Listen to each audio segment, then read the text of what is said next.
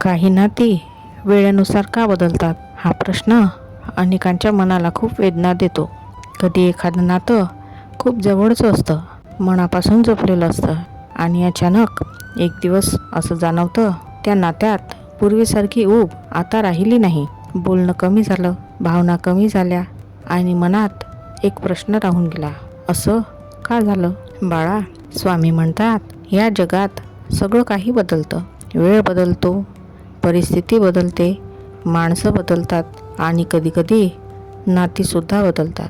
नातं बदललं की आपल्याला खूप त्रास होतो, कारण आपण त्या नात्याशी भावना जोडलेल्या असतात. आपल्याला वाटतं हे नातं कायम असंच राहील, पण आयुष्याचा नियम आहे की काही गोष्टी कायम राहतात आणि काही गोष्टी हळूहळू दूर जातात. बाळा, नातं बदलण्याची अनेक कारणं असतात. कधी वेळेची अंतरं वाढतात. आधी रोज बोलणारे लोक हळूहळू व्यस्त होत जातात. काम, जबाबदाऱ्या, नवीन लोक, नवीन परिस्थिती यामुळे आधीसारखी जवळीक राहत नाही. याचा अर्थ असा नाही की प्रेम संपलं. कधीकधी फक्त परिस्थिती बदललेली असते.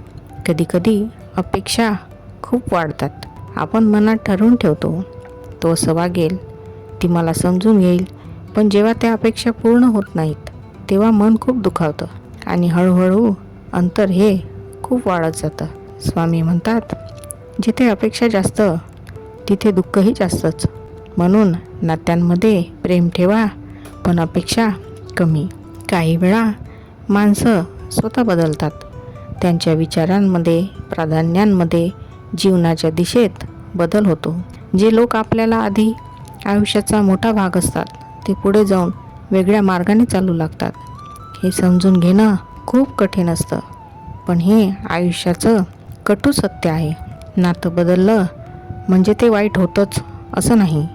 कधीकधी त्या नात्याच्या काम पूर्ण झालेलं असतं. काही लोक आपल्या आयुष्यात येतात आपल्याला काहीतरी शिकवण्यासाठी, आपल्याला मजबूत बनवण्यासाठी, आणि मग ते हळूहळू दूर जायला लागतात.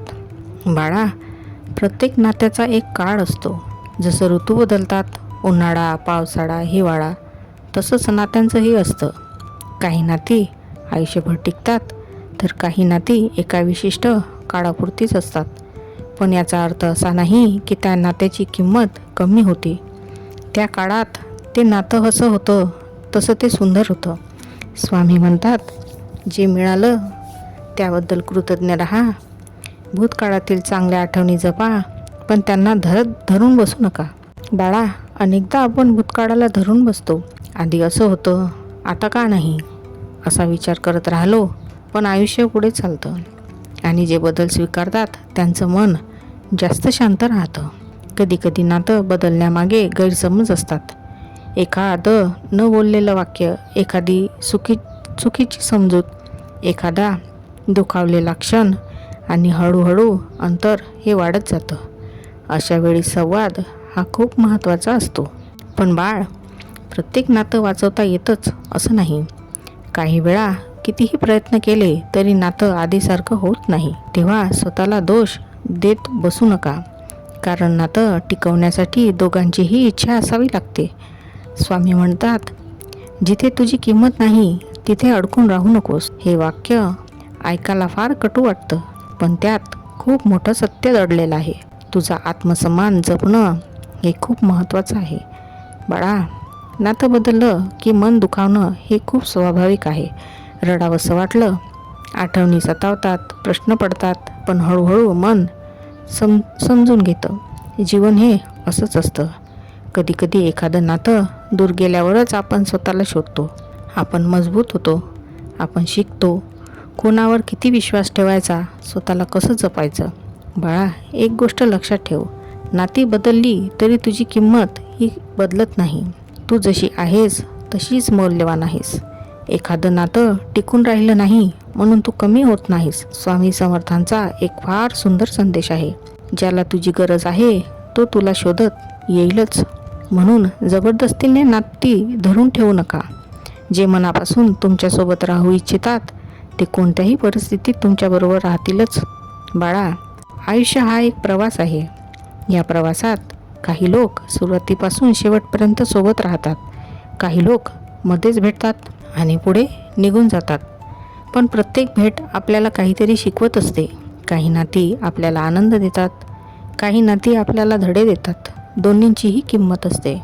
आज जर एखादं नातं बदललं असेल तर त्याबद्दल स्वतःला दोष देत बसू नका. कदाचित स्वामी तुमच्यासाठी काहीतरी वेगळं, काहीतरी चांगलं ठेवत असतील. मन शांत ठेवा. जे आहे त्याचा स्वीकार करा. ज्यांनी साथ दिली त्याबद्दल आभार माना आणि जे दूर गेले त्यांना मनातून काढून मोकळे व्हा.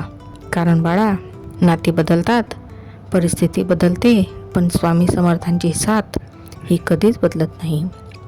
तू जर श्रद्धा आणि सकारात्मकता जपलीस तर योग्य लोक पुन्हा तुझ्या आयुष्यात येतील आणि जे नातं खरंच तुझ्यासाठी आहे ते वेळेनुसार अजून मजबूत होत जाईल. म्हणून दुःखी होऊ नका. म्हणून आयुष्य संपत नसतं. बाळा, विश्वास ठेवा. स्वामी प्रत्येकाला योग्य वेळी बाळा विश्वास ठेवा. बाळा विश्वास ठेवा. स्वामी प्रत्येकाला योग्य वेळी योग्य माणसं देतात. काळजी घ्या.